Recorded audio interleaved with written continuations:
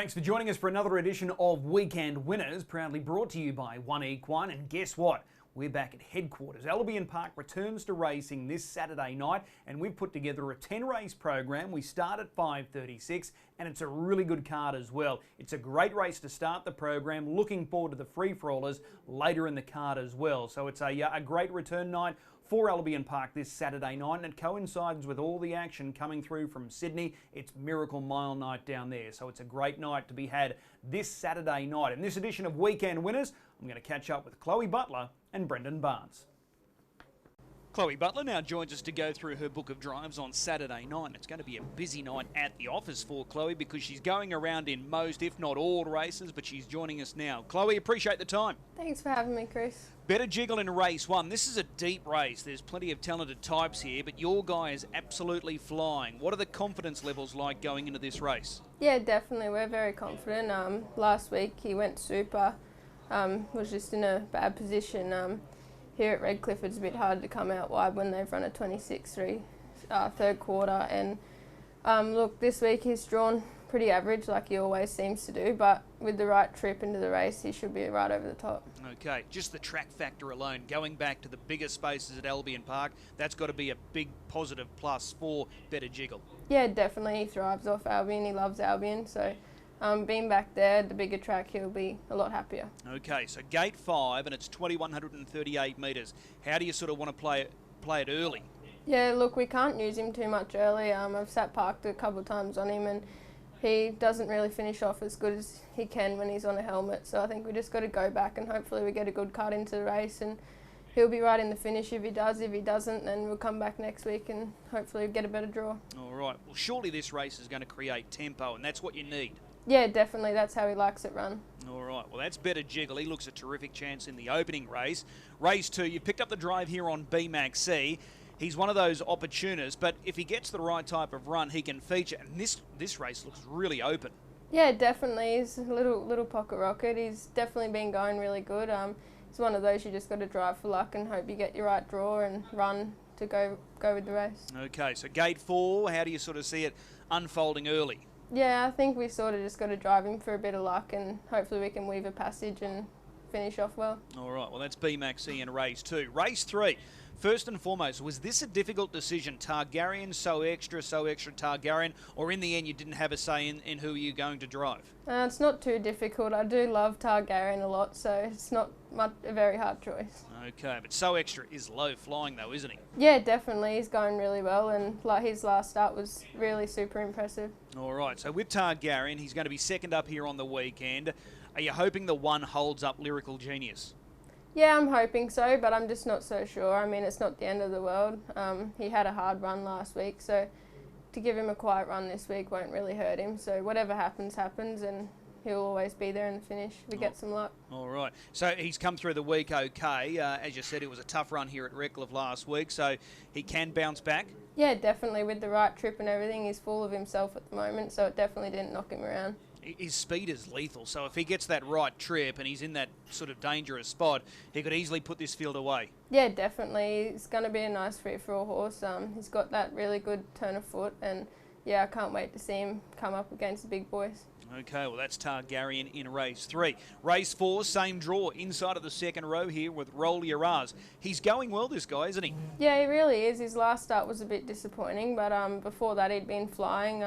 We just gave him a week off last week, so hopefully this week he can bounce back with a nice quiet draw and we can drive him for some luck. Are you hoping for early speed here? Yeah, definitely. With him, he likes it run like that. Okay. A mile, is he better at a mile or 2,100, or it doesn't really matter? I don't think it really worries him too much. I mean, he'd probably prefer the mile, but 21 doesn't worry him too much. Okay. Race 5 on Saturday night. There's your chance. You know this horse really well. He's drawn the second row, but he's got a nice trailing draw, 2 off the second row. Does he sort of rate as a winning hope here for you? Yeah, I think so. He's actually been racing better than what his form reads. Just been a bit hard for him, been drawing out in a 7 gate and a lot harder races and all that sort of stuff. So with the right trip, and if we can leave him till last minute, then he'll finish over the top. Yeah, he's no one-trick pony. He does go well when he's in front, but he's proven that he can come from behind. I think that win 5 runs ago, he came off the speed. And it's a good point you raise. It isn't a lot easier compared to what he's been meeting of late. Yeah, definitely. You know, he's the way he's been following on a helmet lately has really surprised me. You know, for a while he wasn't going on a helmet, he'd only go out in front, which was hard because he kept drawing back row, but lately he's been following through really well, so hopefully this week he'll do the same. All right. Race number 6, your own horse here. Everything Happens. He's drawn 2 off the second row, but we've got high voltage gate 1. So that means there should be a genuine tempo. Do you stay 1 off or do you look to go 3 fence here? I think I'll look to go to the fence here. You know, when high voltage is in front, it's a bit hard to make ground out wide, so I think, you know, fence is the only place to be in that race. Yeah, he's likely to be flying along out in front, isn't he? Yeah, definitely. That's how he races, so I think go to the fence and hopefully we can earn some money. What did you make of Everything Happens last week at Redcliffe? He actually was really good, just had to pull out way too early and should have just dropped back to the fence early, but you never know till you're in the race what to do. So, but I was happy enough with his run. Doesn't get the bends at Redcliffe as well as he does at Albion. So. Well, that was my next question. Is he better suited at Albion Park? Yeah, definitely. He can take the bends a lot better than he can at than he does at Redcliffe. So yeah. All right. Race 7, last start a runaway winner, Our Princess Kennedy. She's drawn gate 9 here, so 2 off the second row, a mile. She was awesome at Redcliffe last week. Yeah, definitely. I don't think the draw will worry her too much. She's really going well and she's a really nice mare. I think she'll go a long way. Did she surprise you in any way, shape or form last week? Just the way she was able to put them away so easily over the last 200? No, not really. You know, her first up run for us was really, really good. If she drew anywhere else, she would have won that race. So I wasn't disappointed. Like, I was really happy with her and I wasn't shocked. She got around Redcliffe really well. She looked comfortable. Yeah, definitely. First up, she was having a few tricks on me. Wanted to run out and run off the fence and everything, but she was really good at Redcliffe on Saturday, so hopefully she keeps improving. And just looking at this front line of this field, Molly's Mariel drawn gate 5, so it looks like you're going to get a genuine tempo. Yeah, definitely there will be, and that'll help her a lot. Okay. Race 8, the other race for the mares. You're driving Ashley Nitro, a very capable mare. She's drawn the outside of the second row, but if she gets the right horse to follow, she's very capable. Yeah, she's going well. You know, she just got to be driven for luck again, and hopefully we can get some luck. Okay, couple there off the front row that look like they're going to be right in the market. Gwyneth P, Forbidden Jewel, probably a few others there. So hopefully there's going to be a good tempo. Yeah, definitely, and there should be. So just got to cross our fingers and hope. All right. Busy night coming up for you on Saturday night. Which driver are you looking forward to most? I'm going to have to say Targaryen. I love him the most. You know, I know he's not drawn the best, but he always makes it work for himself, so he'll be right. Righto. Race 3, number 8, Targaryen, the 1. Chloe, as always, appreciate the time. We'll see you trackside. Thanks, Chris. This man's excited about getting back to Albion Park. Brendan Barnes, he slides into the hot seat to go through his book of drives, and he's with us now. Brendan, appreciate the time. Thanks, Chris. We start with race 1 on Saturday night. This is a good quality race, good prize money, so it draws a good field. Your drive is speed dating inside of the second row, first time behind this mare. What are the expectations? Yeah, well, we all know she's a more than capable mare, and obviously the draw we're going to sort of have to have a bit go our way, but if she gets any sort of luck, I'm sure she'll be in the money. She's a dual Group 2 winner. She's drawn behind a horse that generally likes to take a sit, so is that a little concerning? Yeah, I'm tipping we'll get shuffled back a little bit and we'll be relying on a bit to go our way. It looks like it's going to generate good pressure. There's a number of fit in-form horses here, so it should be run at a fast tempo. Yeah, you'd think so. All right, well, that's speed dating in race 1. What about race 2? You're out in gate 7 here with Kiang Marvin. He just can't draw a gate. Week in, week out, he just gets slammed with a bad draw. Yeah, can't draw a gate to save himself. He's actually going quite okay. He's really dying for a race where he can sort of draw good and things can be run a little bit upside down. He can be close enough, and I think he'll win one soon enough. He's just got to wait for his day. His run last week at Redcliffe was more than okay. Yeah, it was very good, I thought. So what do you do here? Just go back and just hope for luck?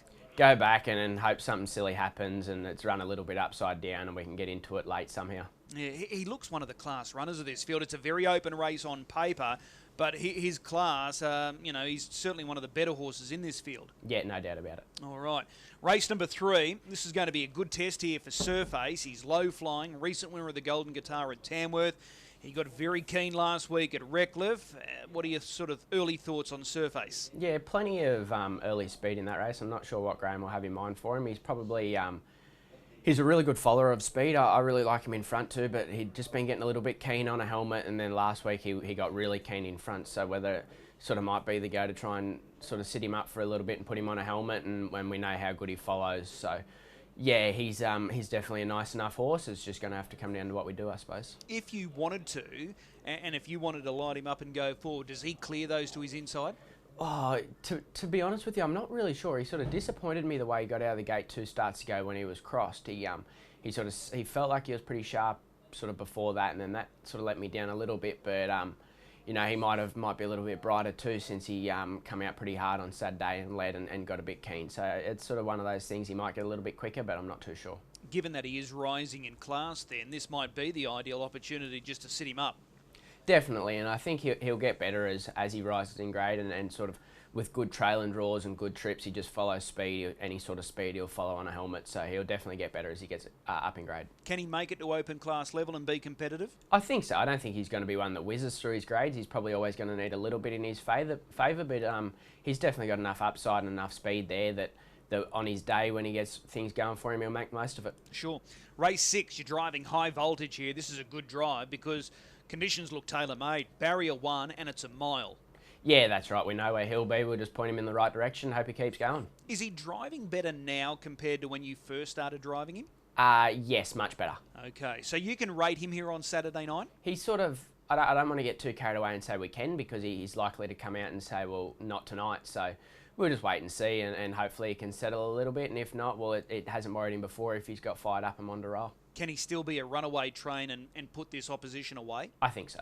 Okay, so he's a good chance high voltage. That last start third, you were happy with that run? Yeah, I was. The race wasn't run to suit. He was sort of in behind him a little bit. They went steady down the back and only quickened from the top of the straight. But, you know, he sort of went the best he could under those conditions. All right, catch me if you can there with high voltage in race number 6. Race 8, she's notorious. She's a gate speed mare. She's drawn 4. She'll be much better suited on the bigger track. Yeah, she will be. She's probably just a little bit out of form at the moment. She gets out the gate well, so we might be able to put her sort of up on the speed, but I think she just needs to do a little bit more at the moment. Okay, those drawn to your inside, in particular, Gwyneth P, Forbidden Jewel, do they loom as, you know, the main players here? Yeah, I think so. Okay, so she just needs a little bit of luck. She's notorious. And your final drive is race 9, the Open. Make Mine Memphis. Here's another horse that is just crying out, getting back to Albion Park.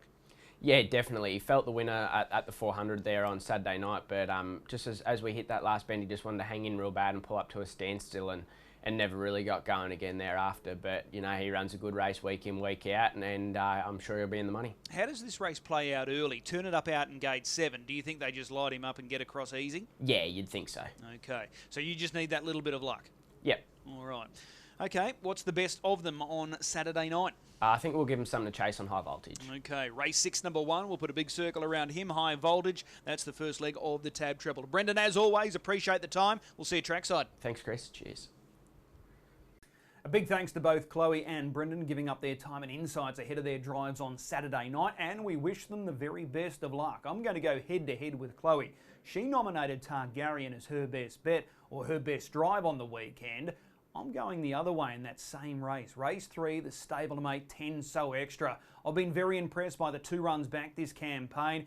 Excellent first up at Albion Park. Very good here at Redcliffe last week. Going back to the bigger track, he'll be suited. He's a big, strong horse.